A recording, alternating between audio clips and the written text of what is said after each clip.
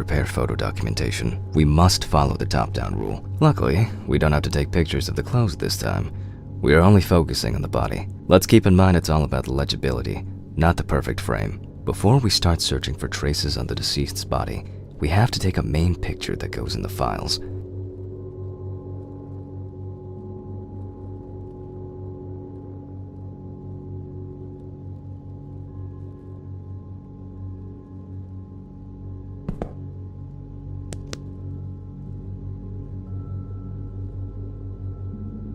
Voila! Now we move on to the next step, trace search.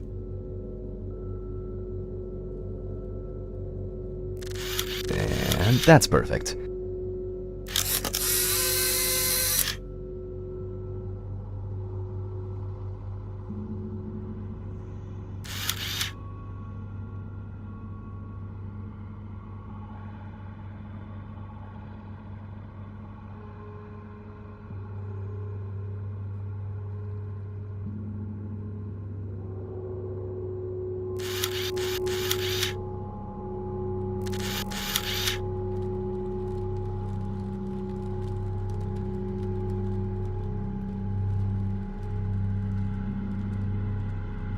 People affected by homelessness most often die from accidents, alcohol abuse, or they freeze to death. Unfortunately, both suicide and homicide are also quite common.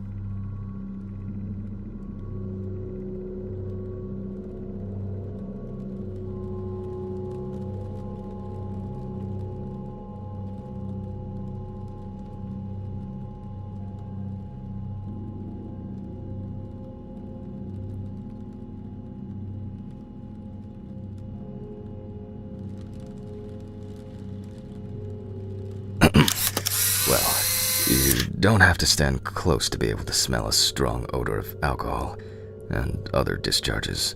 There's nothing left to say. Old Toby didn't spare himself.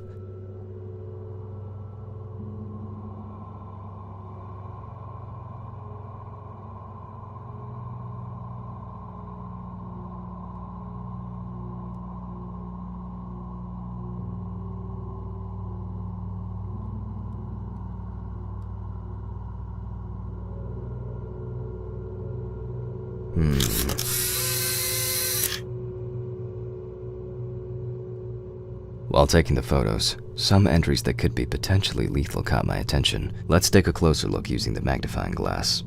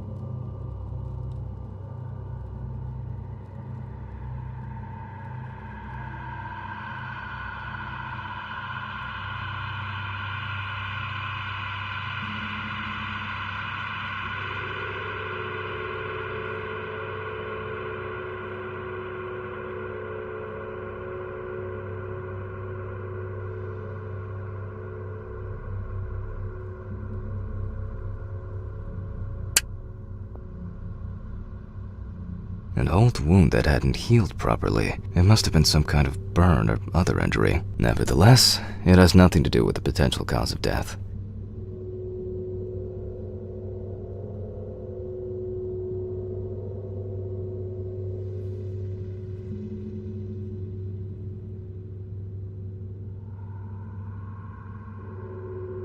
By the look of his feet, I assume Toby must have worn uncomfortable and dinky shoes for quite a while. However, such wounds have nothing to do with his death.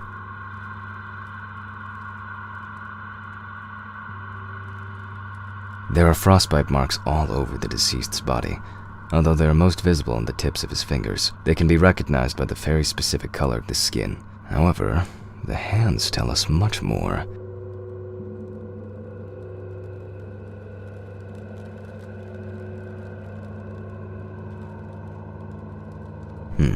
That's something interesting. While making photographic documentation, ecchymosis can be seen on the deceased man's head. The appearance indicates the intravital nature of the wound. We'll come back later to see if everything is alright with the brain. What do we have here?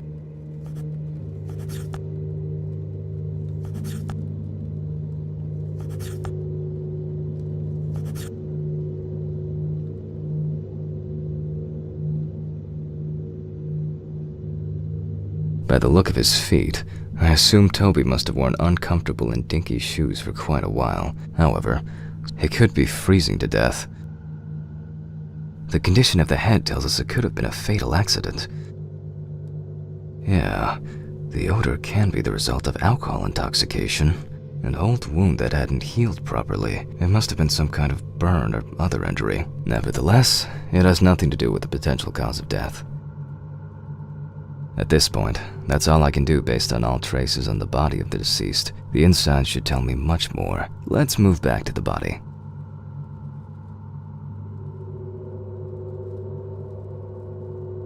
Now let's check the level of muscle tension. This will allow us to establish time of death. Let's raise the deceased's hand.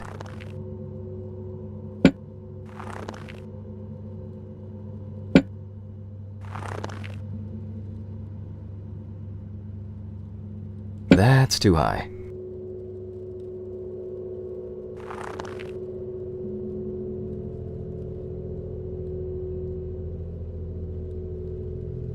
And then let go. The stronger the rigor mortis gets, the greater the resistance from the muscles will be. As you can see, the hand falls loose. The rigor mortis has already subsided. We can then assume that the time of death stated in the files is correct.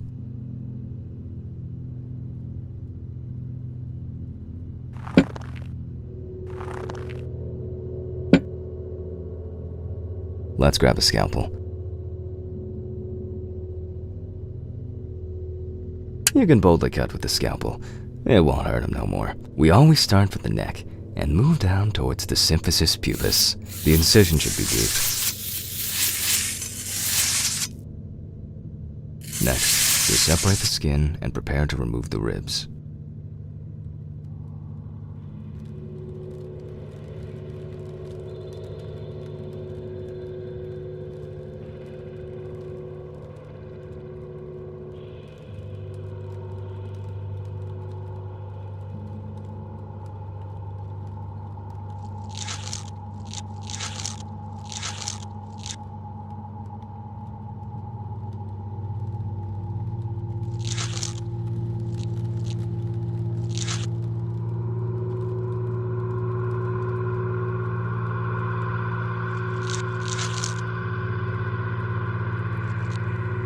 The adipose tissue has an intense yellow hue. As you've probably already guessed, we're going to need the scissors.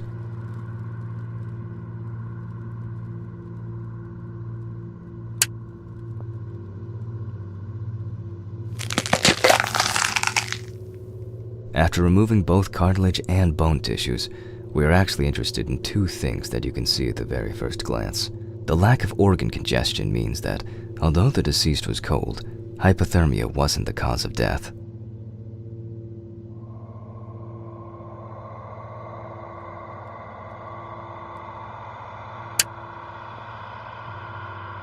The pulmonary trunk and aorta seem to be in good condition. There are no pathological changes that have contributed to our Toby's death. Well, once we've got the body ticked off, we can move on to the head.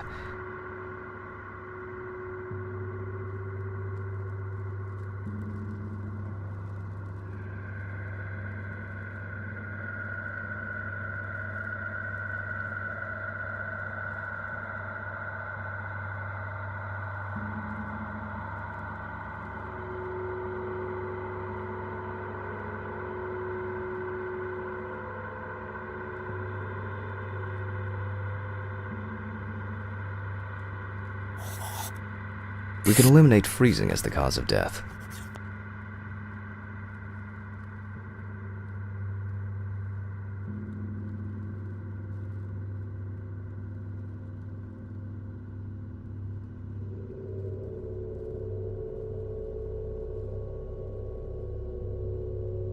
I don't need this tool now.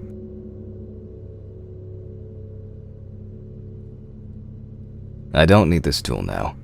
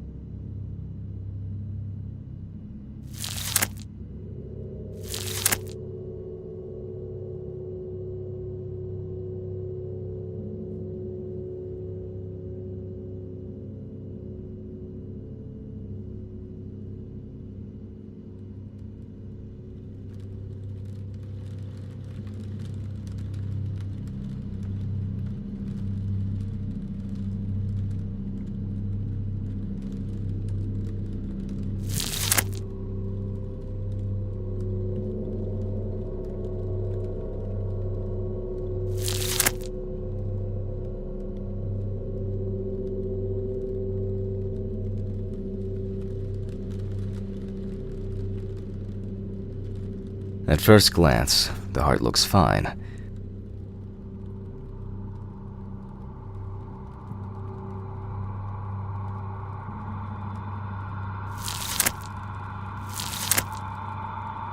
The deceased smoked like a chimney.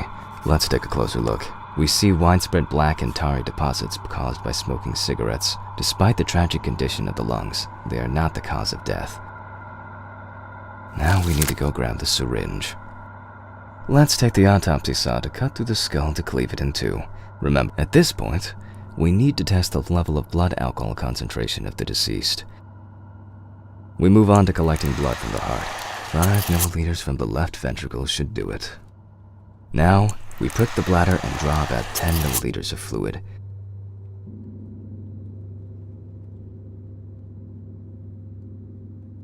We also collect the fluid from the deceased to determine the level of alcohol concentration in the vitreous humor. Keep in mind that you have to set the right time and speed on both knobs before running the centrifuge. Our samples may break into pieces due to the centrifugal force if we set up the wrong coordinates. I myself am terrible with numbers because I suffer from dyscalculia, which is why I always keep the appropriate coordinates at hand.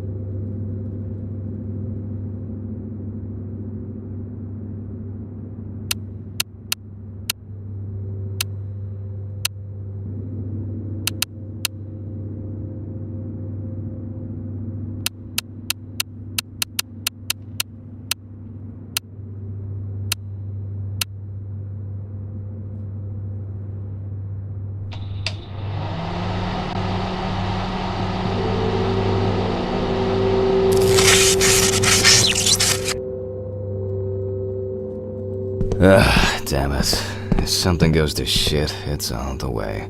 That's probably the blown and I was hoping to clock out early today. What was that? Where did it go? This is not the time for a smoke break.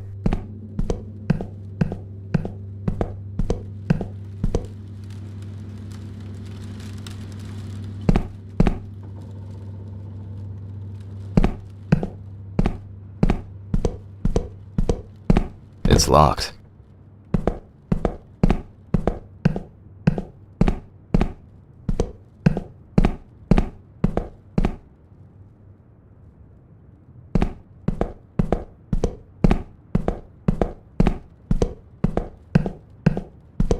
Yeah, it's definitely the fuses.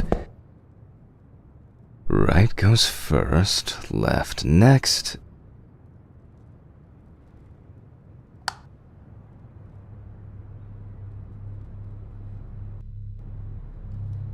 Voila!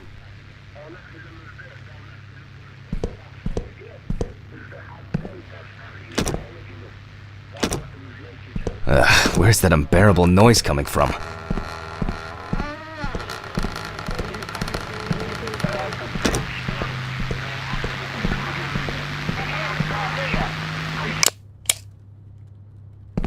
Alright, let's see, where were we? Oh yeah, the blood alcohol concentration.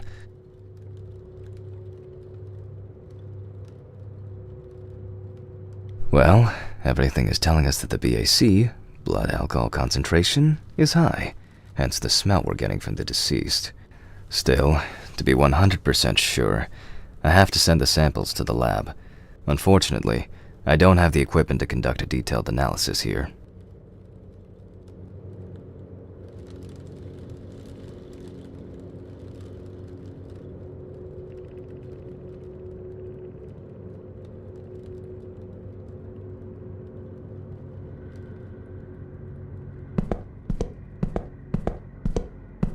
Now let's take a closer look at the stomach.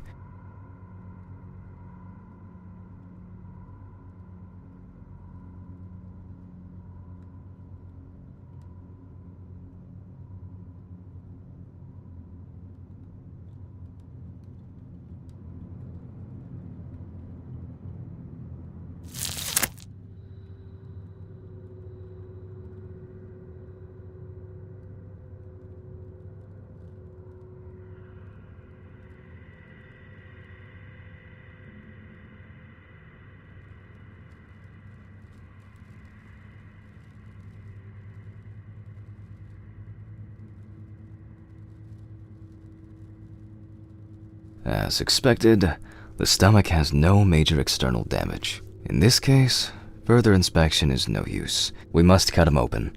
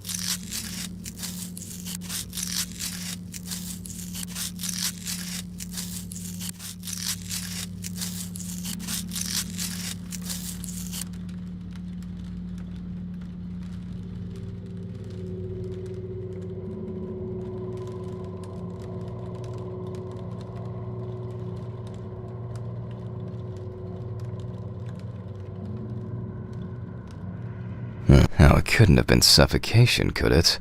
Now we need to focus on the cardiovascular system, especially the heart. We take the organ and look it up and down, carefully.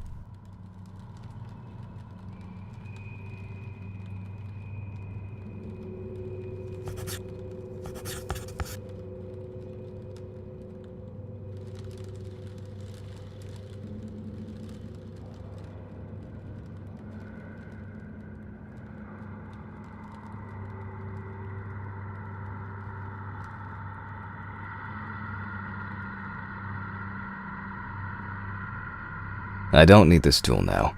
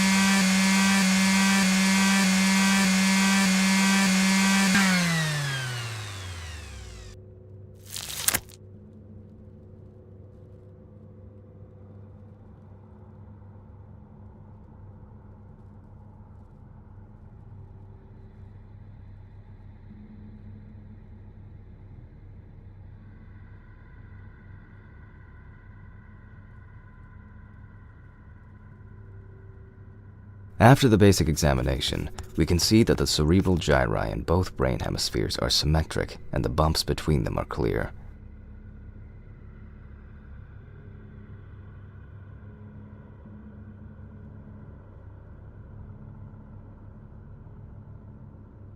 So far, so good. The hematoma seems to have had no effect on the organ we're examining.